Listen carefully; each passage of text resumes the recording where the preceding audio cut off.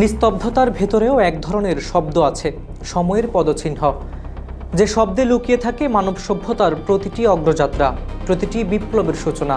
কখনো তা আসে আগুনের ঝলকানিতে, কখনো ইঞ্জিনের গর্জনে, আবার কখনো কেবল এক ঝলক নীল আলোয়। আজ সেই নীল আলোই বদলে দিতে চলেছে মানব ইতিহাসের গতিপথ।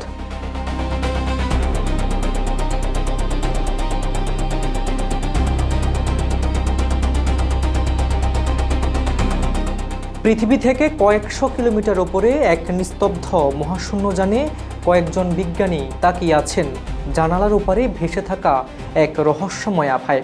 ওটা কোনো তারা নয়, কোনো ভিন গ্রহের সংকেত নয়, ওটা মানুষ নিজেই তৈরি করেছে একটি ইঞ্জিন, যে ইঞ্জিন কেবল গন্তব্য নয়, বদলে দিতে পারে সময়ের সংজ্ঞা।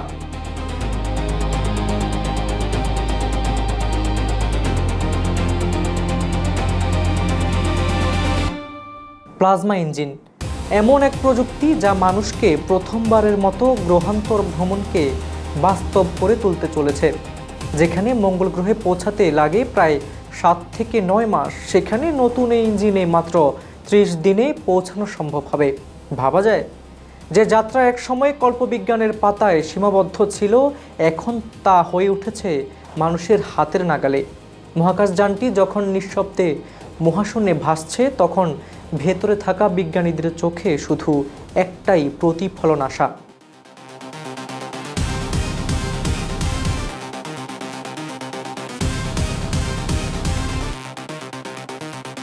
এ যেন এক নতুন রাইট মুহূর্ত, যখন মানুষ প্রথমবারের মতো নিজের সীমা ভেঙে দিয়েছে।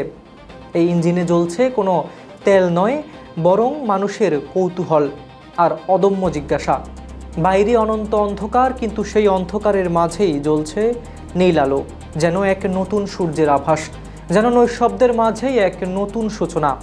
আর এই সূচনা থেকেই শুরু হচ্ছে এক মহাকাব্যিক অধ্যায়, মানুষের পৃথিবী ছাড়িয়ে মঙ্গল স্পর্শের কাহিনী। এক এমন গল্প যেখানে বিজ্ঞান হয়ে উঠেছে কল্পনার ঊর্ধ্বে, আর মহাকাশ আমাদের আগামী প্রজন্মের দ্বিতীয় বাড়ি। খবর সংযোগের টপ নিউজে আজ আমরা এই প্লাজমা ইঞ্জিনের খুঁটিনাটি নিয়ে আলোচনা করব। চলুন তাহলে শুনে আসা যাক। নৈশব্দের মাঝে এক নতুন সূচনা। এই প্লাজমা ইঞ্জিন আসলে কিভাবে কাজ করে? প্লাজমা হলো এমন এক ধরনের চতুর্থ পদার্থের অবস্থা যা গ্যাসের চেয়ে উত্তপ্ত আর যার কণাগুলো চার্জযুক্ত। এই ইঞ্জিনে প্লাজমাকে ত্বরান্বিত করা হয় তড়িৎচৌম্বক ক্ষেত্রের মাধ্যমে। ফলাফল, এটি অতি শক্তিশালী থ্রাস্ট, যা প্রথাগত রাসায়নিক রকেটের চেয়ে শতগুণ কার্যকর। এই প্রযুক্তি তৈরি করেছে অ্যারোস্পেস কর্পোরেশন ও হেলিসিটি স্পেস নামের দুটি সংস্থা, যাদের গবেষণায় উঠে এসেছে ম্যাগনেটোপ্লাজমা ডাইনামিক ড্রাইভ নামে দুটি নতুন ধরনের থ্রাস্টার। এই ইঞ্জিন একদিকে শক্তি সাশ্রয়ী, অন্যদিকে দীর্ঘমেয়াদী যাত্রায় অত্যন্ত স্থিতিশীল। অর্থাৎ মঙ্গলে শুধু যাওয়া নয়, ফিরে আসাও সম্ভব একই জ্বালানিতে। মহাকাশ প্রযুক্তিতে নতুন এক যুগের সূচনা করেছে রাশিয়া। দেশটি সফলভাবে পরীক্ষা চালিয়েছে তাদের নিজস্ব প্লাজমা ইঞ্জিন, যা মহাকাশযানকে আলোর কাছাকাছি গতিতে চালানোর সম্ভাবনা তৈরি করেছে। এই ইঞ্জিন প্রচলিত রাসায়নিক জ্বালানির পরিবর্তে আয়নিত গ্যাস বা প্লাজমা ব্যবহার করে থ্রাস্ট উৎপন্ন করে, যা অধিক কার্যকর, দ্রুত ও পরিবেশ বান্ধব।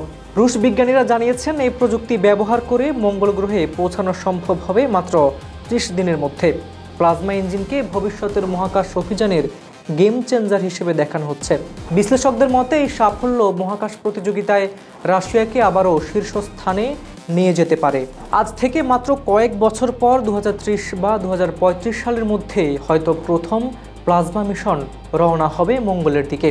মানব সভ্যতার এই এক নতুন অধ্যায়ে শুধু প্রযুক্তিগত নয়, মানসিক এক বিপ্লব বটে। কারণ এই ইঞ্জিন মানুষকে এনে দিচ্ছে গ্রহান্তরের বাস্তব স্বপ্ন। কিন্তু প্রশ্ন আছে, এত দ্রুত ভ্রমণ মানে কি মহাকাশ যাত্রীদের জন্য বাড়তি বিকিরণ ঝুঁকি? মহাশূন্যের গামারশ্মি, সূর্য ঝড়, এসব থেকে মানুষকে কিভাবে সুরক্ষিত রাখা হবে? বিজ্ঞানীরা বলছেন, প্লাজমা ইঞ্জিনের গতি যত বাড়বে ততই কমবে বিকিরণের সময়কাল। অর্থাৎ দ্রুত গন্তব্য মানে নিরাপদ যাত্রা। 100 বছর আগে মঙ্গল শুধু ছিল গল্পে, তারপর এলো টেলিস্কোপ, তারপর রোভার, আর এখন মানব মিশনের দোরগোড়ায় আমরা। আর এই প্লাজমা ইঞ্জিন, এজন্য রাইট ব্রাদার্সের উড়োজাহাজ থেকে জেট ইঞ্জিনে যাওয়ার মতো এক লাফে বিপ্লব। মানুষের কৌতূহলই তার সবচেয়ে বড় জ্বালানি। যে জ্বালানিতে ভর করে আমরা মহাকাশ জয় করেছি, প্রযুক্তির সীমা ভেঙেছি, আর আজ দাঁড়িয়েছি এক নতুন সূর্যের প্রান্তে। মঙ্গল এখন আর দূরের গ্রহ নয়, এজন্য আগামী প্রজন্মের দ্বিতীয় বাড়ি। দর্শক, আমাদের ভিডিওগুলো লাইক, কমেন্ট ও শেয়ার করবেন। আমাদের চ্যানেলটি সাবস্ক্রাইব করে পাশেই থাকুন। কাজল হায়দারের রিপোর্টে হাবিবুর রহমান নিশান, খবর সংযোগ।